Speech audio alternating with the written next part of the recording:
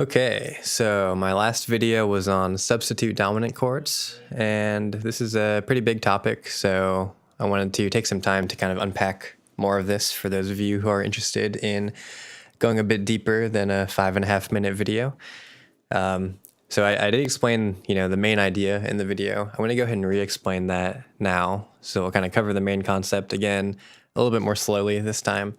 And then eventually we'll get into some other stuff that I didn't get to talk about in the video, such as a couple exceptions to the basic rule of substitute dominant chords here. We'll talk about related to chords some more, some little variations you can do to related to chords. And most importantly, we'll talk about how to handle melody on top of substitute dominant chords, because there's some special considerations that would have just taken too long to cover in that main video. So yeah, lots of stuff to go through here. Let's get started. So the basic idea with substitute dominant chords is, well, actually first let's talk about the basic idea with dominant chords in general. So let's say we're in the key of C again, as we were in the video.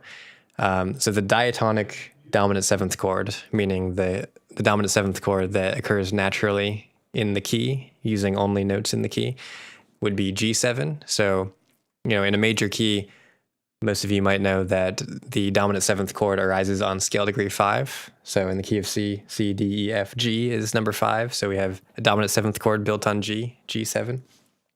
So we call this 5-7, dominant seventh chord built on scale degree 5.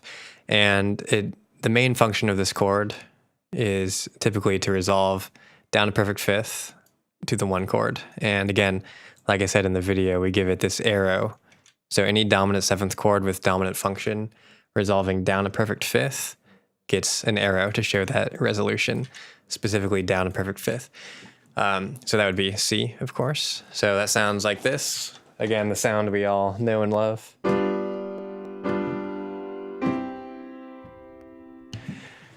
So 5-7, down a perfect fifth to 1, nice and satisfying. Now, one of the reasons that this 5-7 chord wants to resolve so strongly to the 1 chord is, again, like I said in the video, there's this tritone in the chord between B and F, the 3rd and the 7th of this chord, G7. That interval happens to be 6 semitones, which is called a tritone. And a tritone is just inherently dissonant. It inherently has this sound like it wants to resolve somewhere, like it needs to move to something more stable. It's unstable on its own.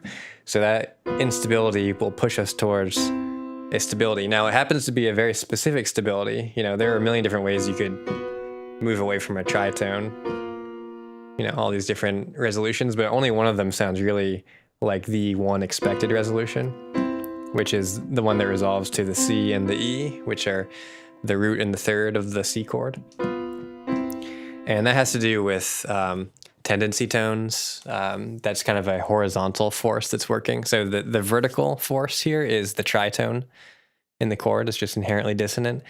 But the horizontal force is each note has a certain relationship to the key. And I don't want to talk about this too much today. It's kind of another topic. I do have a video on this already, the horizontal elements here, the tendency tones.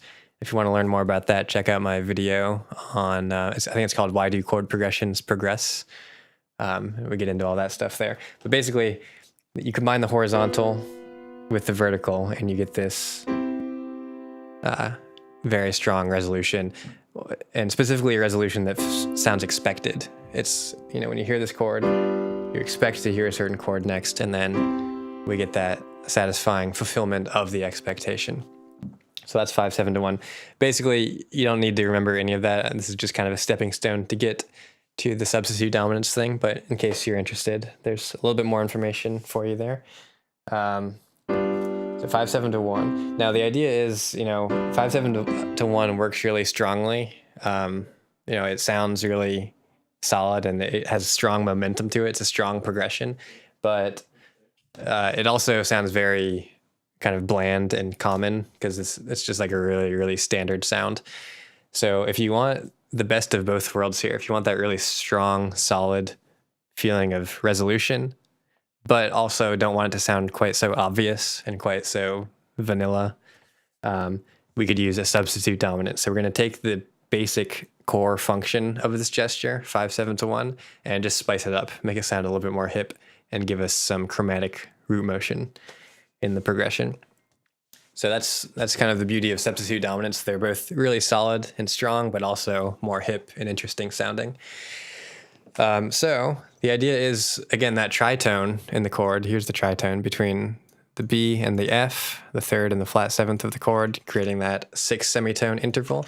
We're going to take that tritone, and since that tritone really strongly targets C, again, for reasons that aren't super important, just kind of take my word for it, or look at that other video I mentioned. Since this tritone really strongly targets C, we can use that same tritone to target C, but have the tritone exist in a different chord. So the idea is that since tritones are symmetrical, which I mentioned in the video as well, meaning they, if I have a B going up to an F, that's tritone. But if I take the F and put it above the B, like here's a B, now this interval from F up to B, rather than B up to F, now we have F up to B, that is also a tritone. So this is actually technically a different tritone. No, this is now F up to B rather than B up to F. So I could think of another chord that has this tritone in it, even though it's really the same tritone because it's still a B and an F. So like in terms of the key, it's going to function the same way. So this tritone, the inversion of the original tritone, is what I find in this chord here. So we respell the B as a C flat so that it can serve as the seventh of the chord because the root is now D flat. So if D flat is the root and and this is a seventh chord, we have to spell the seventh as some sort of C so that it's 7 letters apart. I'll make a video on intervals and the specifics of how these spellings work later as well. But again, just kind of take my word for it now if you don't understand. So B, we respell as a C flat. It's the same pitch. They're both, this key on the piano. C flat, B, same thing. Those are called enharmonic spellings.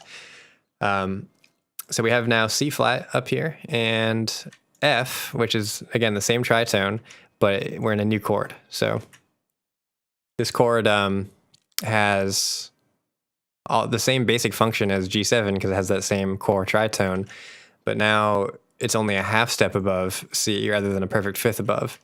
So now if we have D flat going to C, we get this different type of resolution. So a dominant seventh chord resolving down a half step, we use a dotted arrow for. And so we have a different root motion. It sounds different, but it's going to have that same basic gesture of this dominant resolution to C in the same way that G7 did. So it sounds like this. Well, first, here's G7 one more time with that tritone in there, and then it wants to resolve like that. And then here's now D flat 7, same thing, but a different root motion. Right, so it sounds very similar. Versus, so the second one was G7 again, going to C. So again, it's a way of kind of spicing up that very normal, standard sounding gesture of 5/7 to 1, just giving it a little bit more color to it, making it a little bit more surprising. So this is called a substitute dominant chord. Now, again, you don't really need to know any of that background information. Practically speaking, all that really matters is this bottom line takeaway here. So if you're trying to target a chord, you can just target that chord with a dominant seventh chord a half step above it. So like D flat going down a half step to C, D flat 7 specifically going down a half step to C, or with the dominant seventh chord a perfect fifth above it, so G7 going down to C. In other words, a solid arrow or a dotted arrow. So that's the bottom line here. If you're interested in the reasoning as to why that works, that information is available just moments ago. But this is really the only thing you need to remember if you just want to use this practically. Okay, so this chord is called a substitute dominant chord, also known as tritone substitution. These chords happen to be a tritone away from each other too. The roots are a tritone away. So another way of thinking about this is if you have a dominant seventh chord that targets a certain chord, like G7 targeting C, the other dominant seventh chord that will also target that chord is the one a tritone away. So G you go a tritone away, you get D flat, build a dominant 7th chord there. So 2 different ways of thinking about the same thing here. In our Roman numeral analysis for this, by the way, we will call this chord sub 5/7. Just like that. Of course, that's short for substitute 5/7. Okay, so that's basically the general concept here. Now, one quick thing I want to mention that I didn't have time to cover in the main video is that this chord, sub 5/7, has a different name in classical theory, which you may have heard of. These are called augmented 6th chords. Augmented 6th chords. So the reason they're called augmented 6th chords in classical theory is if we didn't respell this B as a C flat, then it would be an augmented 6th. So let's look at it. So if we called this, instead of C flat, if we called it B, then since the chord is D flat, well, the interval from D flat up to B is actually an augmented 6th. So if you count through the letters, D, E, F, G, A, B would be 6. So since they're 6 letters apart, it has to be a 6th. And it happens to be 1/2 step bigger than a major 6th. So we call that an augmented 6th. So an augmented 6th is an enharmonic spelling of a minor 7th. So normally we want this to just function like a 7th chord. So we respell it as a C flat and just call that the minor 7th. In classical theory, they don't bother with that. They just leave it as a B, and they call this an augmented 6th chord because it's a chord that has an augmented 6th in it. And in classical theory, there are a few different types of augmented 6th chords. There's the French, German, and Italian, and those are just slightly different voicings of the same basic idea. So just in case you ever see that out in the wild, you'll know what that means, augmented 6th chord. Now, the main difference in terms of how this gets practically used is in classical theory, it's usually just the augmented 6th chord is the dominant 7th chord a 1/2 step above the 1 chord, and it resolves down a 1/2 step to 1. But in jazz and more contemporary theory, we can take this much farther, or we often do take this much farther, and we use what are called secondary substitute dominant chords as well.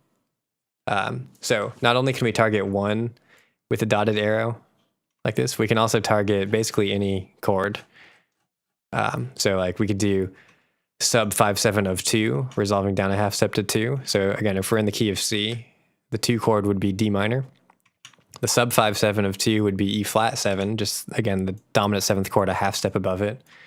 So a 1/2 step above D is E flat.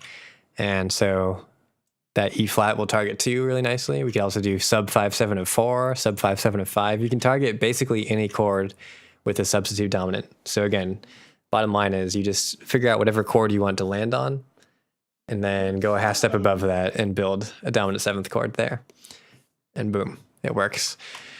There are just a few exceptions, and this is another thing that is pretty important that I didn't get to talk about in the main video. A couple exceptions to this rule. And I think they actually mentioned that in the book here. This is just a little PDF I use in my private lessons from time to time. So one exception is if you think about sub 5/7 of 3, so imagine we're in a major key, say C major again. 3 is E minor 7. Sub 5/7 of 3, of course, would be just a 1/2 step above that. And what you get is F dominant 7. Okay, so there's an important characteristic of substitute dominant chords that I didn't get to mention in the video, which is that substitute dominant chords have to have non-diatonic root notes. So the root of these chords has to be not in the key most of the time. So what happens is if you do sub 5/7 of 3, you end up with a dominant 7th chord built on F, which is scale degree 4. So that's actually a diatonic root note. And that's a problem because the diatonic root note has a different function. It makes that chord have a different function. So usually dominant 7th chords that have diatonic root notes will function as regular secondary dominant chords, which are dominant chords that want to resolve down a perfect 5th to land on a diatonic chord. And that's the case for a lot of these chords. If you build a dominant seventh chord on C in the key of C, for example, it's probably going to sound like 5/7 of 4. It's going to want to resolve down a perfect fifth to land on the 4 chord, etc. So that's typically how those dominant seventh chords work. In the case of sub 5/7 of 3, we get a dominant seventh chord built on scale degree 4, like I said, and that is not a secondary dominant chord, because there's no diatonic chord, a perfect fifth below that it's going to want to resolve down to. But it is 4/7, which is a blues chord. So 4/7 is actually a really common sound in the blues. If you've heard the blues at all, you know this sound. So they like to say we're in the key of C major. So we have like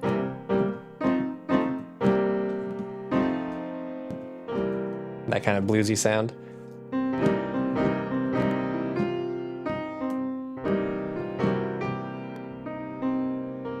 You know, that's really bad blues, but you get the idea. So this chord is a big part of that. It's 4/7. It's just a dominant seventh chord built on scale degree 4. And it actually does not have dominant function. This is called a special function dominant chord. And I'll make a video on this stuff later as well. Kind of a little sidebar here, but it's a dominant seventh chord with subdominant function. So the chord is dominant seventh in terms of structure, but the function is not dominant, it's subdominant. So this is not going to at all sound like a substitute dominant. So confusing terms here. Substitute dominant is very different from subdominant. Subdominant is the function of a chord that typically wants to lead into a dominant seventh chord, like a 2 chord or a 4 chord.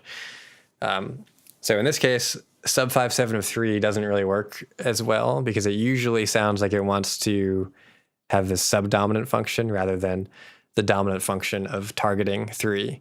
So you can still use that chord, it just, it rarely sounds as though its function will be as a substitute dominant, even though you could use it that way if you want to. So that's one example. Sub 5/7 of 3 doesn't work as well. Other examples would be if you try to build a substitute dominant chord and the chord that it ends up as happens to also have a common function somewhere else, like modal interchange functions, for example, that's going to often kind of take precedence in the ear over the substitute dominant function. So for example, if you're trying to do a sub 5/7 of 6, so you'd build the dominant seventh chord a half step above 6, which would be, of course, flat 7/7. It's a dominant seventh chord built on scale degree flat 7. Well, flat 7/7 actually is a very common modal interchange chord, which usually wants to resolve up a whole step to land on 1. Flat 7 to 1, like this kind of sound.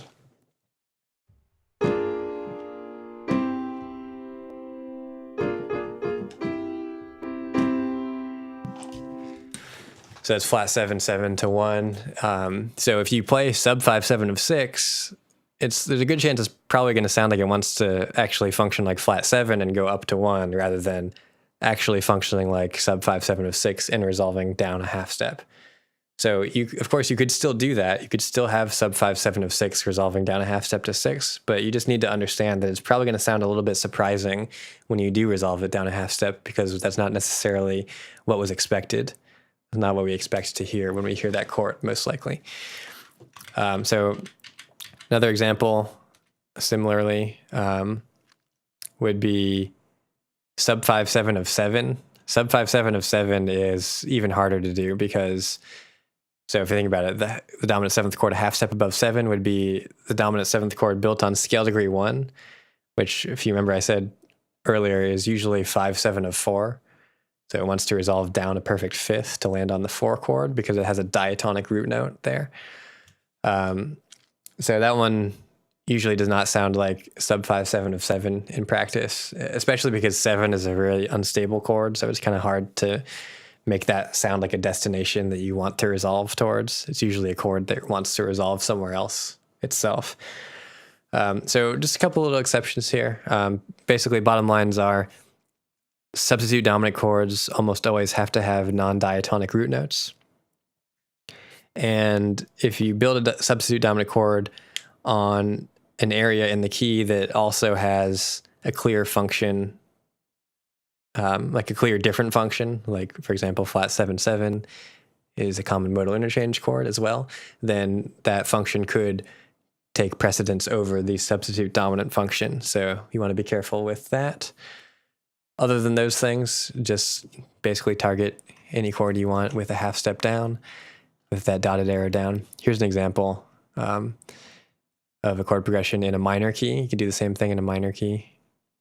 Don't need to spend time on that right now. So yeah, let's see. Let's get into, should we get into related twos now? Non-diatonic root notes. Yeah, okay. Let's get into related twos. So I explained this in the video. We're going to try to do this pretty quickly because this is a little more simple. So the basic idea is that it's really common for the 2 chord to lead into the 5 chord and then finally go to 1. That's called a 2-5 cadence, which you may have heard of before. So in the key of C. 2, 5, 1. So 2 minor 7, 5, 7, 1. And since this is such a strong gesture, like the 2 and the 5 kind of join forces to create this kind of ultimate setup. Like the 2 sets up the 5, which then sets up the 1. So it's like just really, really solid kind of round journey that the chords take us on. Since we have that gesture, we can actually use that on secondary dominant chords as well, or even substitute dominants or secondary substitute dominants. So the idea is that basically when you boil it down, it's just a dominant 7th chord being preceded by a minor 7th chord with root motion of down a perfect 5th or up a perfect 4th.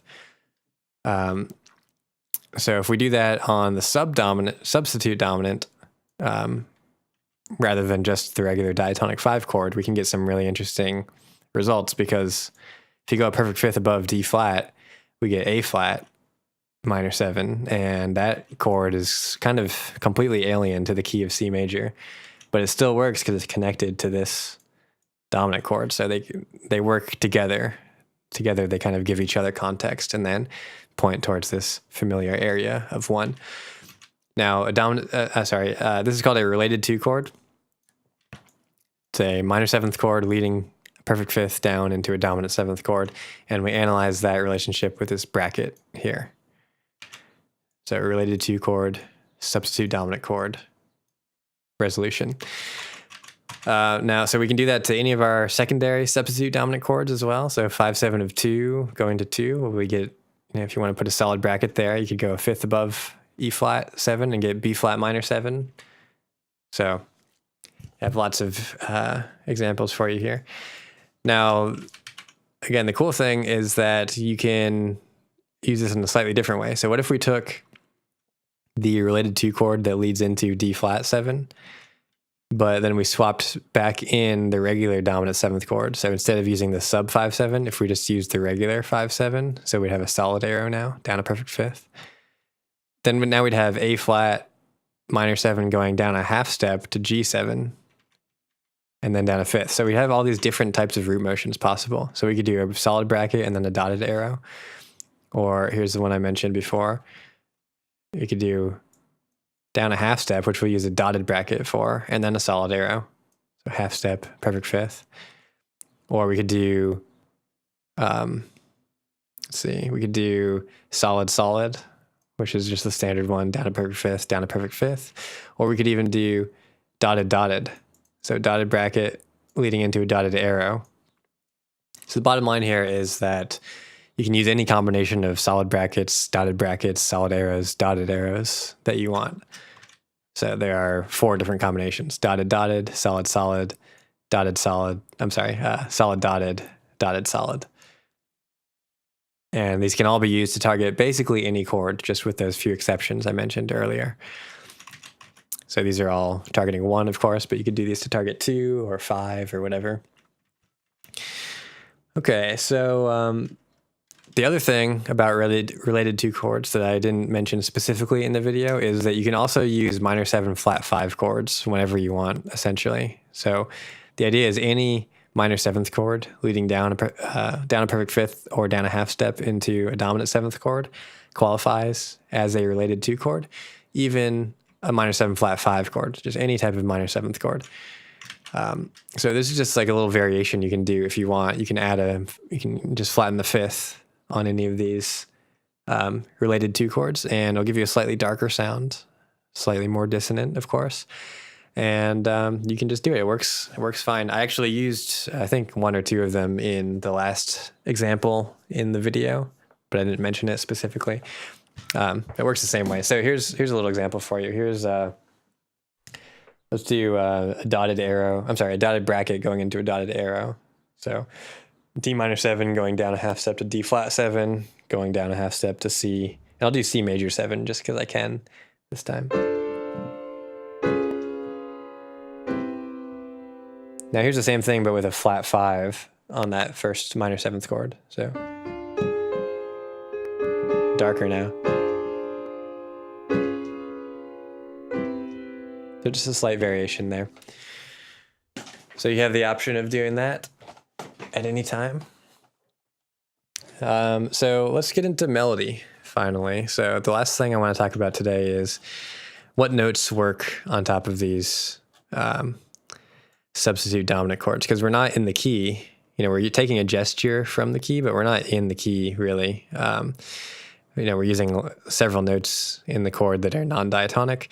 So if we just stick with, you know, regular C major notes in our melody, a lot of those might clash with the chord, with the notes in the chord.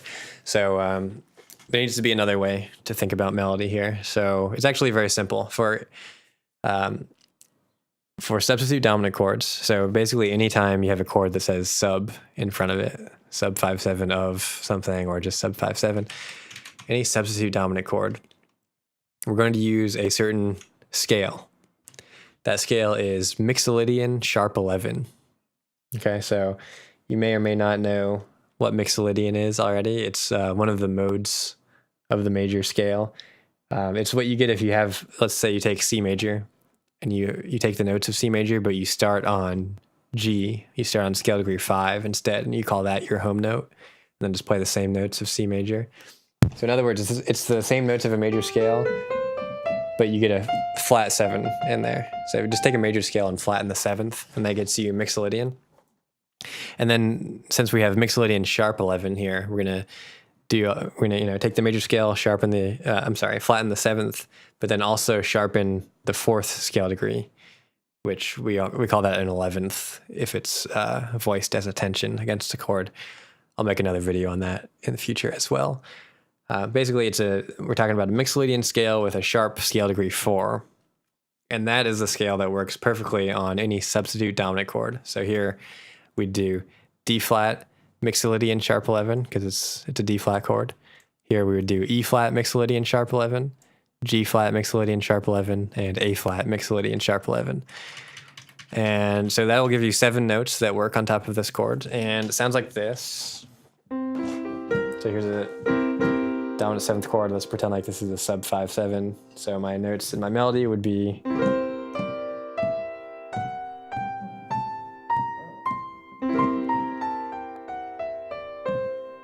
so they all sound good on this chord.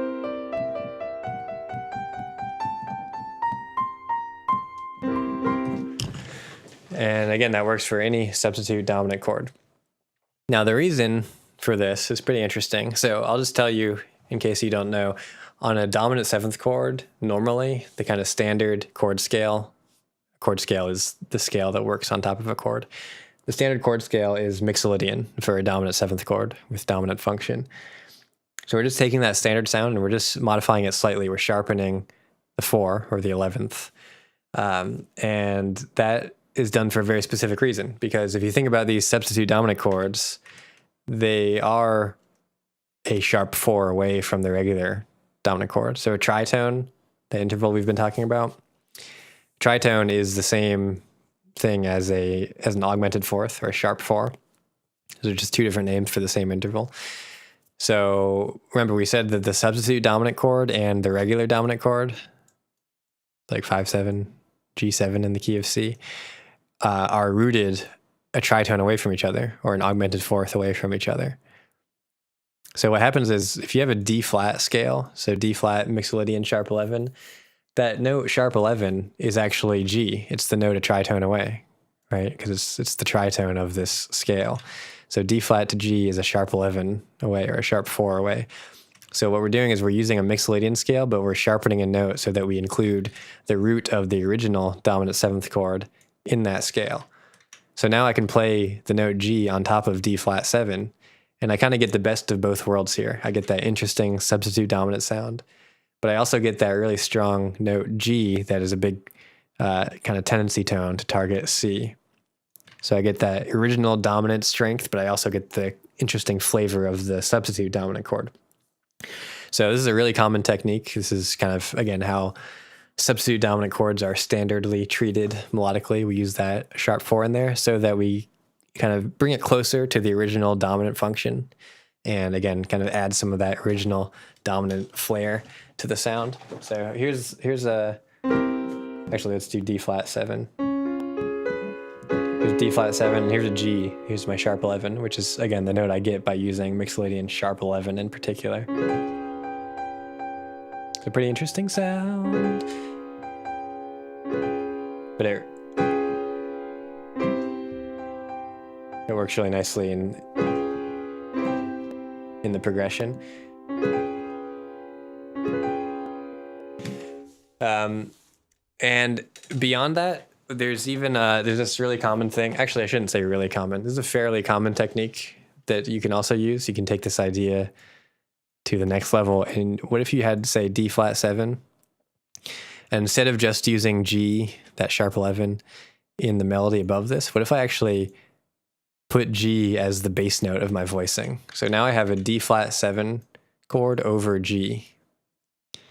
So it's almost like it's like a hybrid chord. I'm combining D flat 7 with G7, kind of making them into one chord. And so this is going to be an even stronger version of what I was just talking about, of kind of combining these two different dominant forces that are both targeting the same place into one chord. And so that's what we have here. It's like a combination between sub 5/7 and 5/7. And it's going to sound really weird because we have a non-chord tone in the bass of this voicing. It's going to sound very dissonant, very out there, but it's going to have a really strong dominant push to it. So here's the sound. Got my G down here, and then if I resolve it, it all makes sense. So again, you can do this for any substitute dominant chord. Just put whatever note would be sharp 11, or in other words, a tritone away from the root. Put that in the bass. Put that below the rest of the chord in your voicing, and can create this really interesting, far out yet still very functional sound, which again is kind of the hallmark of substitute dominant chords. So that's basically it. I mean, obviously there's a lot of information here. It takes a lot of experimentation. So, you know, you might have to like rewind this video and rewatch certain sections a lot. It was definitely less formal than my standard videos. This is just kind of me talking about stuff for a while. So I hope you got something out of it. Thank you all so much for the patronage, and I will make more of these very soon. Please let me know if you have any questions in the Discord or whatever. Happy to help out with any of this stuff, and good luck and have fun. Thanks, guys.